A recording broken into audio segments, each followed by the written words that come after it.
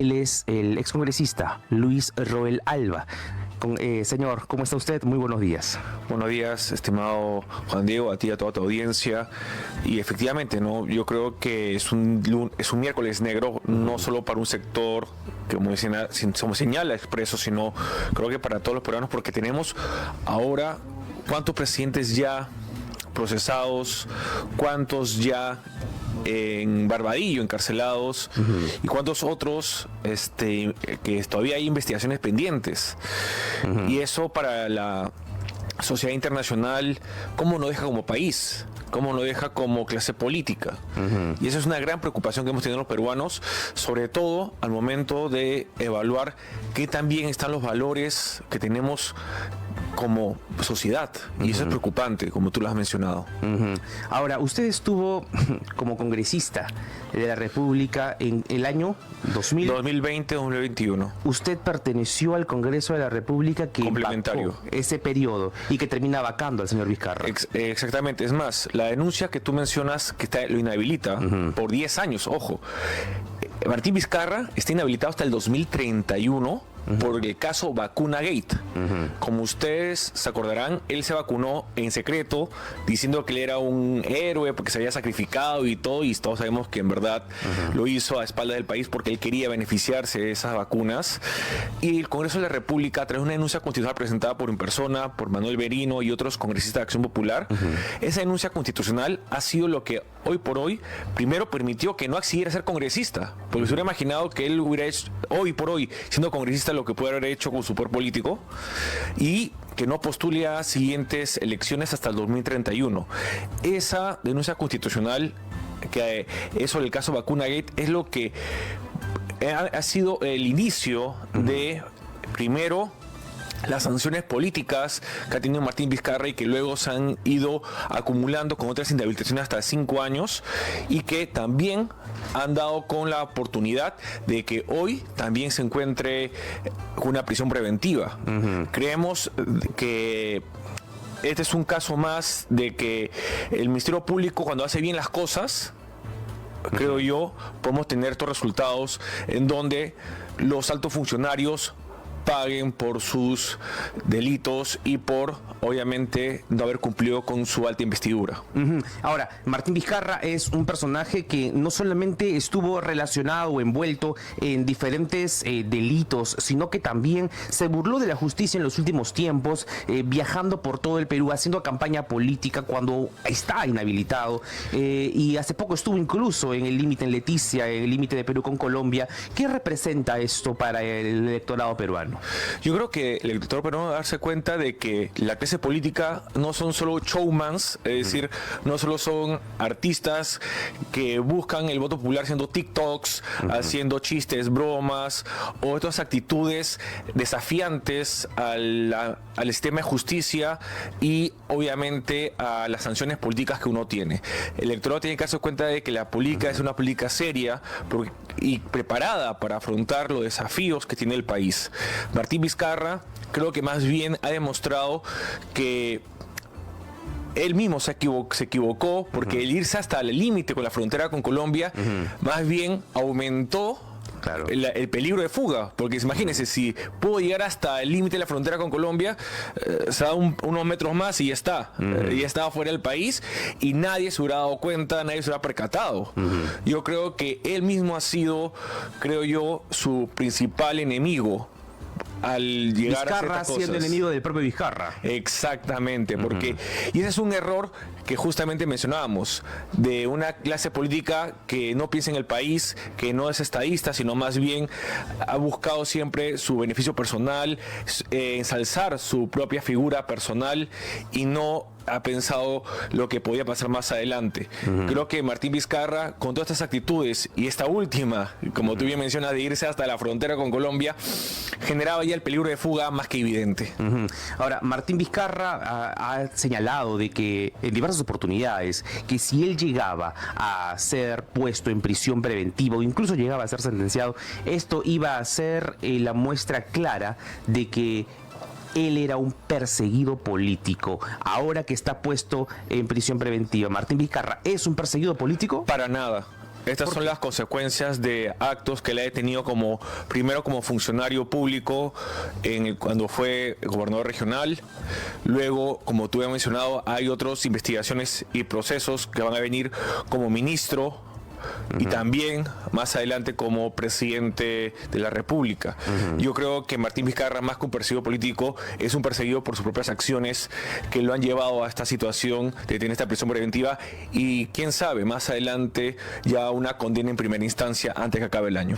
Hubo una forma bastante clara en la diferencia del tratarse la audiencia y el recepcionar los argumentos del fiscal Germán Juárez Atoche y por parte del señor Siccha. La interpretación que hace el juez Jorge Chávez Tamariz es muy diferente a la que hace Víctor Alcócer. Víctor Alcócer hace un mes atrás lo había dejado en libertad nuevamente.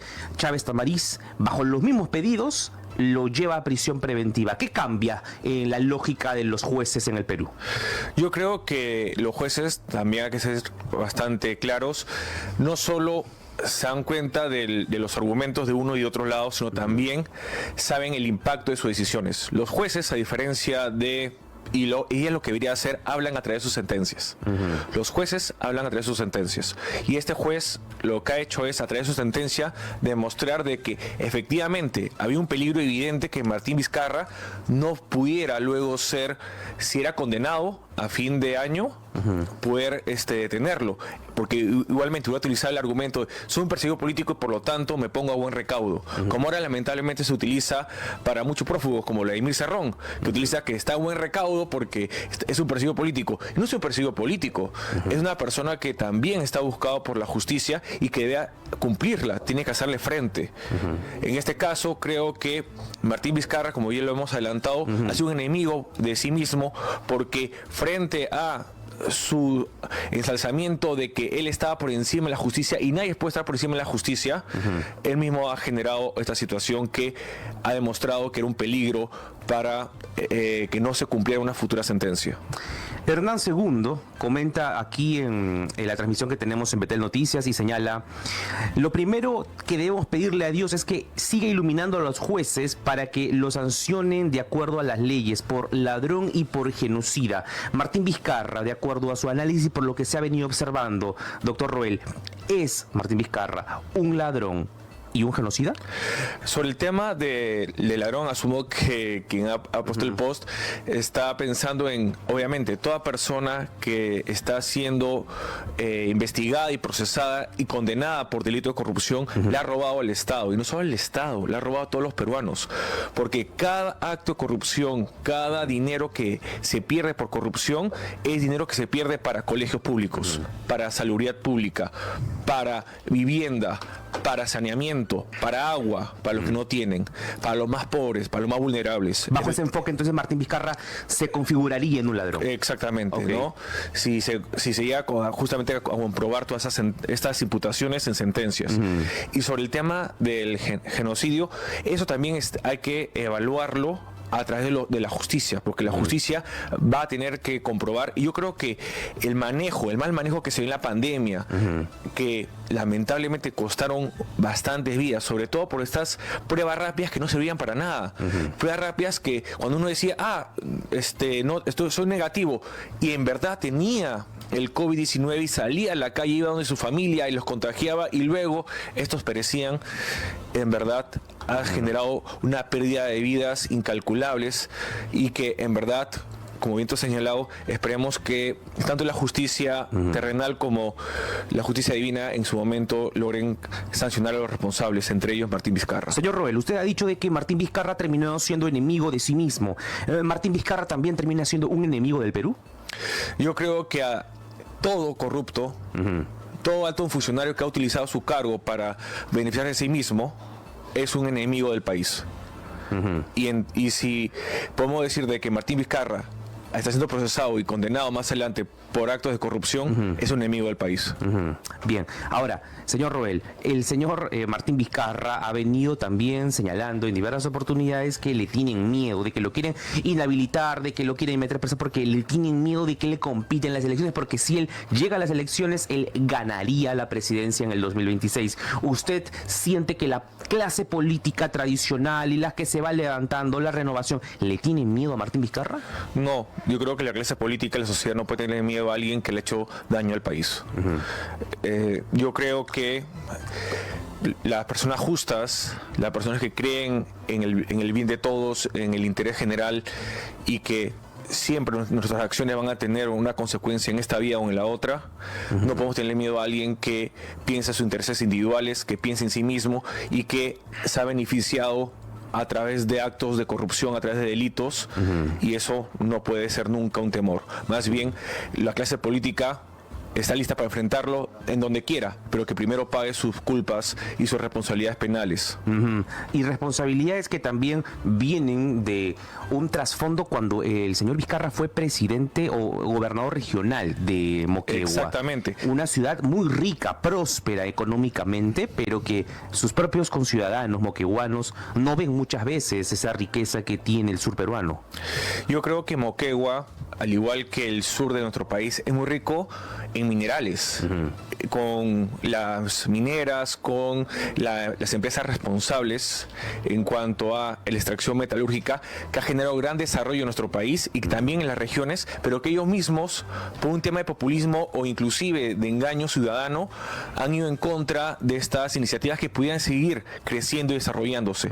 Moquegua tiene, por ejemplo, como sabemos, el Quellaveco, Anglo-American, que tiene una gran minera responsable, que es ejemplo a nivel nacional e internacional, y que lamentablemente varios momentos los propios gobernadores regionales han estado en contra de ello por un tema de populismo barato, cuando en verdad deberían pensar más en el desarrollo de su país a través de la empresa responsable. Ahora, Martín Vizcarra lo señaló a ustedes porque fueron parte de ese congreso como un congreso golpista. ¿Quién termina siendo el verdadero golpista?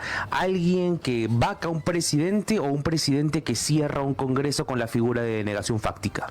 Yo creo que en el caso de Martín Vizcarra, desde que traicionó a Pedro Pablo Kuczynski, ya es una persona que ya sabemos cuáles son sus valores y principios, ¿no? Lo traiciona porque dijo en un momento que si es que vacaban a Kuczynski, él renunciaba a la vicepresidencia. Al igual que Mercedes Arauz.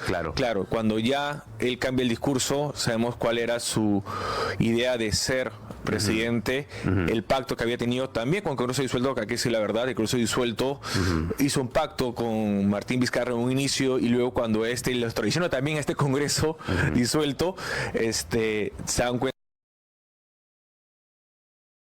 ellos mismos.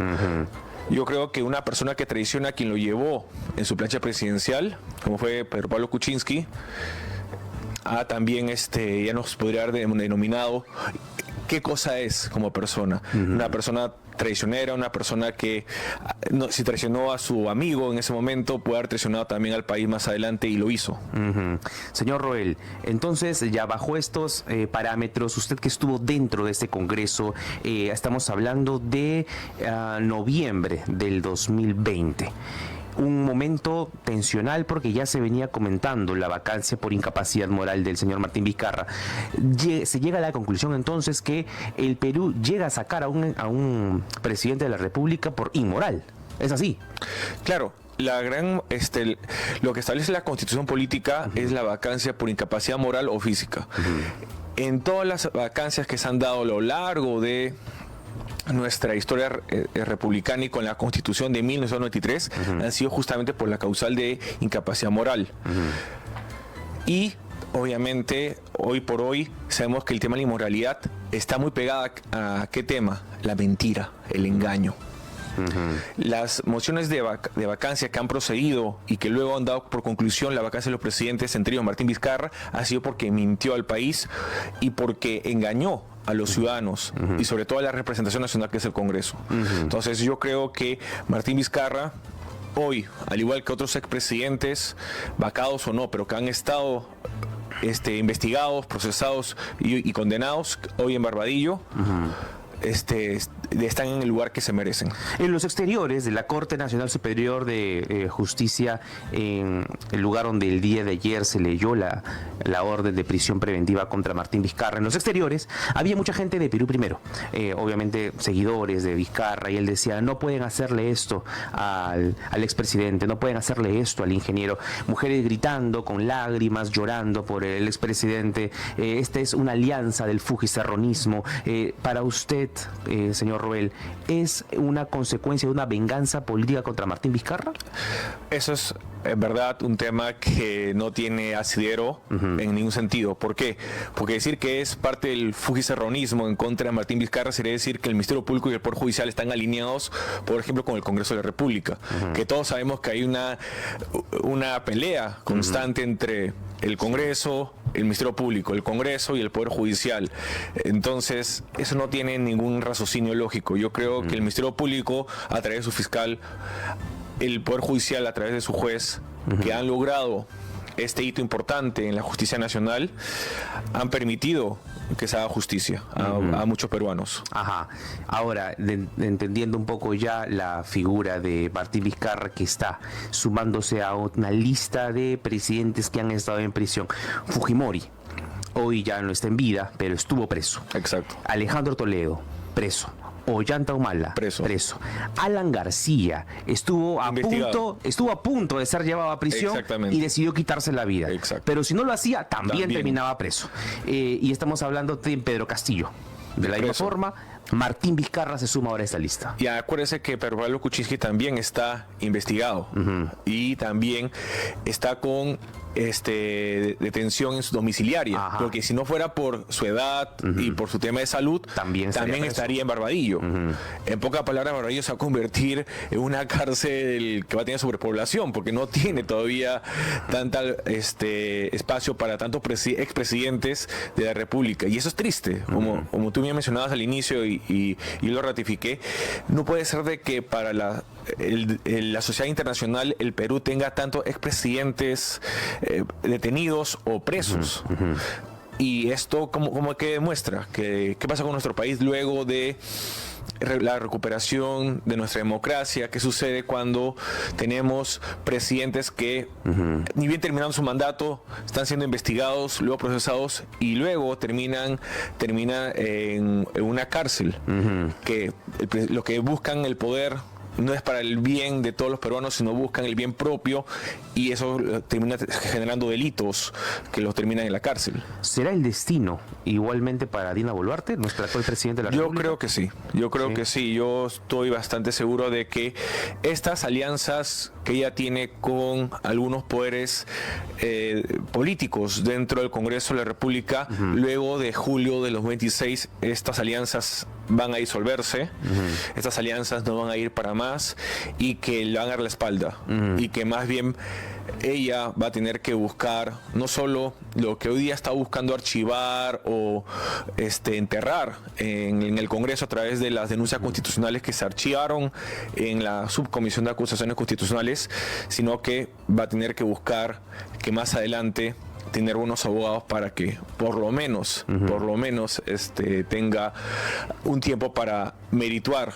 lo actuado. Martín Vizcarra, en el 2018, en plena crisis en lo que fue el Consejo Nacional de la Magistratura, él se elevó como una figura que se posicionó para luchar contra la corrupción. Sin embargo, él termina hoy siendo investigado por corrupción y siendo llevado a prisión preventiva por presuntos actos de corrupción cuando fue gobernador regional de Moquegua. ¿Hay algo bueno que haya hecho Martín Vizcarra en la lucha contra la corrupción?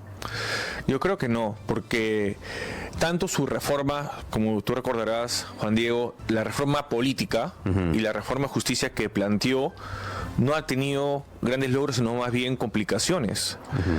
Hoy por hoy, la reforma de justicia, ¿qué nos genera? Una crisis en el Ministerio Público. Esta lucha interna por el poder de la Fiscalía de la Nación es parte también de esa contrarreforma de justicia que se puede decir que planteó Martín Vizcarra, o la, para mí, contrarreforma política de los partidos políticos que planteó a muchos teóricos que en verdad nunca habían pisado. Sí, ahí estaba Tuesta Soldevilla. Tuesta y Tanaka, se acordarán, que son teóricos de las ciencias políticas, pero que nunca han pisado un partido político en su vida. Y miren lo que tenemos, 43 partidos políticos. ¿No? Digamos que esta crisis de tener un planillón electoral del tamaño... Es culpa de una sábana, es por culpa de Martín Vizcarra. Martín Vizcarra. ¿Por qué? Porque quiso, obviamente, utilizar, ¿no?, esta fragmentación política que hoy tenemos para que solo unos pocos, elegidos obviamente por su reforma política, lleguen al poder. ¿Qué pasa entonces con partidos como, por ejemplo, a los de trayectoria? Ayer conversábamos con una militante de Acción Popular y congresista actual, Silvia Montesa, sí, y ella hablaba de que en este momento la situación electoral de caos que tiene, hay un responsable principal, que es el señor Martín Vizcarra. ¿En acuerdo usted con eso también? Claro que sí, porque esa reforma política de bajar los requisitos para la inscripción de partidos hizo que cualquiera vea hacer un partido político como un emprendimiento. Es más, los movimientos regionales, cuando se advirtió en el Congreso de que se iban a eliminar, era tan sencillo convertirse en partido nacional que a los meses ya se convertían los movimientos regionales en partidos nacionales. Y por eso tenemos muchos partidos que en su momento eran movimientos regionales, ahora como partidos nacionales, y que están hoy en la parrilla. Más aún, tenemos el gran problema de que como no generas un incentivo para que estos partidos que antes eran movimientos regionales no participen en abril, porque pueden perder la inscripción y no participar en octubre como gobiernos regionales y locales, van a tener que participar sí o sí. Pero que, oh sorpresa, si no pasa la valla, mantienen la marca hasta octubre y pueden participar. Esa es la contradicción de estas normas políticas.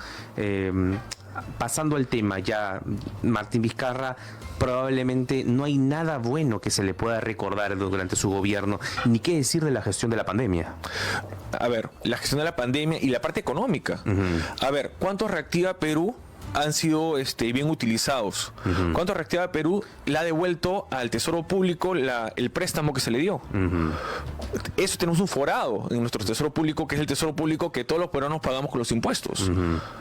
Ese manejo económico de nuestras reservas es también un problema que generó Martín Vizcarra con esa idea de Reactiva Perú.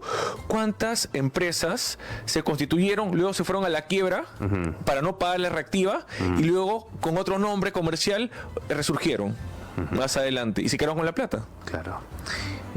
Estimado Luis, usted es abogado constitucional. Claro que sí. ¿Fue inconstitucional el cierre del Congreso del 2019? El Tribunal Constitucional, este último colegiado, ya señaló que ese cierre fue inconstitucional porque no existía la declaración negativa fáctica. Pero el anterior TC dijo que no había sido inconstitucional. Claro. ¿A qué TC le hacemos caso? Yo creo que, a ver, algo que siempre tenemos que tener en cuenta es, siempre tenemos que tener la última decisión del Tribunal Constitucional. Ok. Y este último colegiado, este último Tribunal Constitucional ha dicho que no existe, no puede existir la declaración fáctica negativa del voto de confianza. Y tanto es así que ratificó la constitucionalidad de la Ley de Desarrollo Constitucional sobre en qué momentos y qué situaciones se puede solicitar el voto de confianza por parte del gobierno. Bien, ¿cuál sería su reflexión final de cara a las elecciones para que no nos topemos con otro Martín Vizcarra que, si bien no fue elegido democráticamente como presidente, sí fue elegido democráticamente como vicepresidente al enlistarse con Pedro Pablo Kuczynski? Pero ¿cómo educar a nuestra ciudadanía? ¿Cómo tener en claro aquí como audiencia para que no se vuelva a repetir lo mismo que ocurrió en el 2016, 2018, 19 y 20? Yo sé que suena un poco a refrito o a un comercial que siempre se dice, pero es necesario el voto informado, es necesario que la sociedad se informe siempre al momento de votar, y creo que es necesario que no solo vea al candidato presidencial, sino también vea su plancha presidencial. Es decir, que no solo analice si tenemos a un candidato presidencial que sea bueno, probo, con principios y valores, con una trayectoria profesional y académica contundente, sino también veamos al primer y segundo vicepresidente también con los mismos ojos, que evaluemos quiénes lo van a acompañar en esa plancha, porque acuérdense que podría pasarle Dios no quiera, algo fatídico al presidente o presidenta del país y el vicepresidente, el primero, tenga que sucederlo. Claro. ¿Y qué pasa si nos toca otro Martín Vizcarra? Otra Dina Boluarte. Luis Roel, ¿para dónde va? ¿Para Cámara de Diputados, senadores? Cámara de Diputados por Lima, por Acción Popular. ¿Hay número ya definido? Aún no, porque vamos a las internas. Bien, y eso se definirá también con de repente Vitocho a la cabeza, Barnechea. Exactamente. Estamos ahí con dos precandidatos bastante importantes, que son Alfredo Barnechea y Víctor Andrés García Belaunde, que creo que van a poder llevar al partido a donde se merece. Ya lo invitaremos para hablar de las propuestas entonces, señor Rubén. Muchas gracias.